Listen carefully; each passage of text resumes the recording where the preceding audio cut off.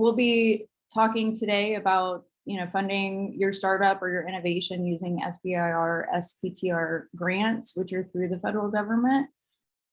So today we're going to be talking about various federal grants. You'll get a chance to meet people that live right here in Orlando who are experienced in this space, and hopefully arm you with the facts that you need to make a decision on if SBIR or STTR is right for you. So without further ado, I would like to hand the presentation off to Jack Henkel and Amy Beard of Florida High Tech Corridor. Yep, so I appreciate the intro. It's happy to be here talking to everybody on the phone about, but we're going to focus on talking through kind of what SBIR and STTRs are and how they can apply to you. On the phone here from the corridor, myself, I'm Jack Henkel with Amy Beard. Both have different levels, different experience from different angles of working with SBIR, STTRs, and grants. I spent about 10 years in the Office of Research Commercialization at UCF, helping support faculty spinouts and early stage technology companies. A lot of that involved around getting funding and SBIRs. Hi, everyone. Dr. Amy Beard, chemical engineer background. Also worked at UCF for a time, helping support startups and high-tech innovation, but spent most of my career in R&D at startups and am a prior SBIR, STTR awardee. Have managed about $4 million in SBIR, STTR funding over the course of my career, and have helped probably about 40 startups apply for these types of grants. So excited to be here to sort of help support Jack on any Q&A or questions you all might have as we go through the talk. First, just to give a real quick intro to the corridor. So the corridor is essentially a partnership of UCF, USF, and UF, the three leading research universities in the state of Florida. And the whole goal is supporting high-tech innovation, high-tech industry, and workforce development. One goal of the corridor is so we're a little unique in that we have a regional perspective and work with a lot of the organizations that support entrepreneurship, technology development across the whole region. So we really do try to focus on collaboration and look regionally on how we can support some of those activities and support programs like Venture Launch and kind of connect in where it makes sense. And we have been around for about 25 years. One element of the corridor that is probably one of the most well-known that I like to point out, and that will come into play here as we talk through the SBIR grant process, is the Matching Grants Research Program. So this is the NGRP program, is something that the corridor has for matching grants. If you as a company are doing sponsored research or collaborating with a university lab or faculty, there's about and that's faculty at UCF or USF. So the Small Business Innovation and Research Grants are to stimulate high-risk research and development and commercialization for new technologies. And so the SBIR funding comes from federal agencies. And so there's 11 federal agencies that have a bucket of funding each year that could go towards SBIR and STTR grants, and it's $3.7 billion a year, roughly. There's about 5,000 awards across those 11 agencies. And it's one of the best, it really is one of the best sources of non-dilutive research funding for startups, for entrepreneurs. SBIRs and STTRs both typically come in 3 phases. So phase 1 is what's usually talked about as a proof of concept. So it can range from $50,000 to $250,000, 6 to 12 month project to prove a proof of concept. And you typically have to have a phase 1 and win a phase 1 to apply for a phase 2.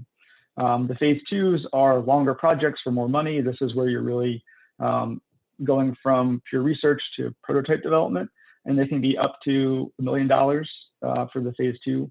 You can have multiple awards for different projects. So as long as if they're complementary but not overlapping, you can have multiple SBIR awards at one time. And typically the phase 3 funding comes from non-SBIR government contracts or investment. To be eligible for SBIR and STTR funding, so these are for companies classified as small businesses through the SBA. And so that's less than 500 employees, more than 51% controlled by US citizens or permanent residents. You have to be for-profit, so SBIR grants cannot go to nonprofit organizations. And the principal investigator, so who's running the award, who's running the project, needs to be primarily employed by the small business. So that has to be at the time you get the award, you have to be principally employed by the company. So it can't be basically a side job where you work full-time somewhere else and you're doing an SBIR on the side for a company that's a side project. Some of the great things about SBIRs and why, I think they've been a great resource for companies, and why I've, spent a lot of time, emphasizing SBIRs when we work with companies, is that it's non-dilutive funding. So you can get funding for your company where they don't take any percentage, there's no equity taken, so you maintain all of the company. If you receive an SBIR, that's phase 1 or phase 2. And the win rate, it is not easy to win an SBIR, but relatively, there's a decent win rate of 10 to 20% for phase 1s. Phase 2 has different percentages because you have to go through the process first. You do have data rights to your project for the SBIR. It de-risks and helps validate the technology. So this can actually help lead to more investment funding later on if you're looking for investors as part of a pipeline for your technology. Getting an SBIR can help de-risk that technology by getting it a little bit further along without giving up any equity. It might seem like kind of I'll call it a cold process. You apply, there's a lot of registrations, a lot of paperwork, there's a lot of writing for it, but it really does help to connect with your ecosystem, and there's a relationships part that can really help you be successful with SBIR and STTRs. That includes like what you're doing right now with venture launch and making sure you're connected in with resources that exist that can help you get to the next step. Working with research institutions like UCF, looking for partners and teammates. In the beginning, I said when I say SBIR, I'm kind of talking about both SBIR and STTR, even though they're separate. This is the difference between SBIRs and STTRs. So you have to apply as a for-profit small business. You are allowed to engage with a research partner, with a research institution, or a federal research lab as a sub-award on an SBIR. You're allowed to, but you don't have to for an SBIR. With an STTR, there's a much smaller allocation of dollars for STTR. It's not insignificant, but it's just much smaller than SBIR. And the biggest difference is with an STTR, you're required to work with a research lab or a federal research institution. So if you're going after an STTR, you need to have you need to be working with a lab at UCF, at USF, at any university. Obviously, we prefer UCF, but you have to be working with a lab to apply for an STTR. And there's some differences in how much work needs to be done. So you as the company need to do at least 40% of the work. The lab needs to do at least 30% of the work. And then there's the remaining 30% that can be distributed amongst the partners for that. So this shows we showed the 11 agencies on the last screen. This shows a bit of the distribution amongst those agencies. So by far, about half of the awards across the whole program are provided by the Department of Defense. So that's by far the largest agency that issues SBIRs and STTRs. After that is Health and Human Services, so Health Focus Awards, and then Department of Energy, National Science Foundation. You can see the list here. One of the last things to keep in mind as you look at topics for SBIRs and STTRs is there are different types of topics. And so they're talked about as contracts, or as grants. So you'll see the distribution here. Those top 7 agencies all have contract topics. You'll see the list of some of the ones that have grants. Some do both. And really the biggest difference here is that the contract topics, and the best example of these is the Department of Defense. These topics will be very long and very specific. So they will give you a specific problem that needs to be solved. The grant ones are very, very broad. So in some cases, these topics might only be 2 or 3 sentences long, and they're open to interpretation. They're basically open for you to put together your proposal for what problem you need to solve and then how you're going to do it. So even the strategy of writing a proposal for a grant topic is a little bit different from a contract topic. So in terms of when these come out each year, mentioned at the beginning, there are exceptions to every rule. Every agency is different. This is one example of how every agency is different. This is the approximate timeline of when they release topics and when you can apply for topics. So you'll see that some agencies, like the National Science Foundation, Health and Human Services, basically have dates throughout the whole year when you can apply.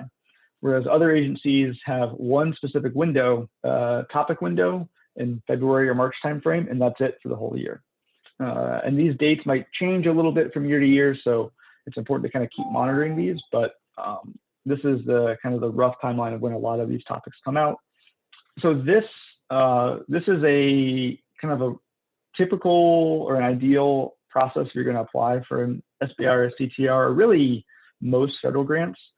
But this schedule just kind of walks through the typical process of how long it can take to go through all the preparation steps leading up to the actual submission. So it can take 6 to 8 weeks to register your company to be ready to submit an SBIR. Some of these registrations, it can take a couple of weeks to hear back that you're officially registered, and that has to be done before you can submit. You have to complete all of these before you can submit a proposal. Other than the structure of SBIR program, if you take anything away from today, I think the best thing to do would be kind of starting to understand how you can look for topics and how you can find the topics that apply to you, and understanding that process. I think that would be one of the most important things to take away from this call as a first step. The first thing you want to do is brainstorm sets of keywords or keywords that fit in the area that you want to research. And the reason why, and so what you'll do with those keywords is on the SBIR.gov site, if you go to this link here, again, we'll share the slides, but it's under the funding and topic areas. You can actually start to do a keyword search for open topics using those keywords, using SBIR.gov, and that'll search across different agencies. They'll search across different solicitations. So each agency has their own specific SBIR portal, their own site, but SBIR.gov is the site that kind of tries to combine a lot of the data across the programs and across the agencies. So that's your first place to start when you're looking through doing some research is SBIR.gov, and then you'll start to filter out to the different agency sites. So this is an example. So what's on the right side, the screenshot there, is from the Department of Energy SBIR site. So this talks through their process, which again, the Energy's process is different from National Science Foundation. It's different from Department of Defense, but you can start to see what this looks like. And you'll see an example of one of their topics here. So this is for commercial industrial solar systems. And so you can kind of see what the types of detail that they're listing, what they're looking for. You also see this is somewhat of a broad topic. I mean, it's under the kind of subheading of commercial industrial solar systems, but there's different wiggle room there for what you'd actually be proposing. So in DOE's case, you have to submit a letter of intent by August 30th to be able to apply for the phase 1. And so they will give you some feedback on the LOI, and then their applications are due October 12th. So it's kind of a long, in SBIR terms, it's kind of a long window. The topics have been out since July, and you have until October to submit. In a lot of cases, you'll get a shorter window than that from when you see topics to when you have to apply. Tips for topic searching, these are just things that we've sort of run across as we've done this for a lot of companies, and just some things that, so one is using a different combination of keywords. If you come up with a set of 3 or 4 keywords and you're just not finding anything as you do the keyword search on SBIR.gov, take a step back, try to think about it from maybe a customer perspective or a partner perspective. Are there different keywords you should be using? The contract versus grant topics, we talked a little bit about that, but that goes a long way in understanding if you're looking at a lot of the grant focused topics and your keywords aren't coming up, it might just be because they're kind of broadly defined topics and they may not list your specific keywords, but you still fit in those categories. So kind of understanding what you're going for could have an impact there. If you think SBIRs or grants are going to be a big emphasis for you and something you're interested in doing, I would set a calendar invite, set aside an hour or two once every couple of weeks or once a month to go to the SBIR site, look at deadlines, see what's been announced, see what's coming out, because they can make changes. It's not on here, but sign up for all the newsletters that you can for all the agencies. So this link will link you to a page where you can click to each SBIR agency and go to their SBIR site. And that's really important. And then a couple of these, so the last one I already talked about, the NSF, is keeping an open mind. You might come in with a very specific, I want to develop research for this particular application, but particularly if you're looking at a Department of Defense topic, it might be related to that, but not the exact thing. But if you can meet those research needs and it aligns with your strategy, then it might make sense. So you can kind of keep an open mind for some of the related topics as you look through some of these. So I'll keep moving through kind of the process of applying for SBIR STTR grant. Again, a lot of this process will apply for any federal grant you're looking to apply for. So after you've looked through topics, you found the topic, some agencies will ask you to develop a quad chart. And so you'll see an example of a quad chart here. It's basically a one-slide description of the company, the research plan, and your kind of the opportunity, what you would do with it. Some agencies will give you a very specific format for these. So this is just to emphasize that once you've found a topic, you've thought through how your research might fit with it. Again, connecting with program managers really can be a very, very helpful step for you. So each topic that you see will have a program manager listed. So some program managers handle, big groupings of topics. Some are kind of narrowly focused, but you will find an email and a name for a program manager for any topic you're looking to apply for. A couple of steps here for talking with program managers is you want to, once you find their email and reach out to them, let them know you're not looking to have a long conversation, right? The point of talking to a program manager is not to pitch your company necessarily, it's to get information that you can use in your proposal. Yeah, the last point on program managers there are events like the SBIR Week and Tech Connect, where program managers for SBIRs will attend, and you can schedule sessions to talk to them one-on-one or kind of meet them in networking events. So these are good events to attend, and some of these are still virtual, some are in person. So if you're able to attend some of these virtually, those can be really good events to get to know program managers and be able to talk to them kind of outside application windows. One thing that's important is to create a template. So if you basically pick the topic, talk to a program manager, you want to apply, take all the instructions they give you in the solicitation and make a template. So create a Word document that puts the sections that they tell you they want, puts all the instructions for those sections. So, your proposal might get thrown out if you use font that's too small, right? So if they say use 11-point or larger font and you use 10-point font, they might just reject your proposal without even looking at it. So it's good to put a template together that lists all the required sections and all the instructions that are pulled from that main document. That'll help you as you work on your proposal to make sure you're kind of meeting all of those strict requirements. That have nothing to do with the actual content of it, but just the kind of the structure of it and some of the outline of it. So you can use the SBIR.gov site to see who has been awarded. You can look at the data for everyone that's been awarded SBIR to do competitive research. So who is that agency funded? And so that's sources for potential partners, customers, competitors. It's also just good to know what the agency's funded before in your area. So you can propose something that's different, or you can address issues with that particular technology. So it's a good source of competitive research. We'll share all these slides with you. Again, I'm happy to answer questions. For the wrap up, I'll just say, again, one of the biggest things is learning how to do keyword searching. So if you take anything out of today, if you're able to start doing that and trying to identify topics, that's really, really important. It's kind of the first step that you really need to do. There are some SBIR events and trainings that they hold you can take advantage of, and then this site down here lists all the individual agencies. So yeah, so I'll end here.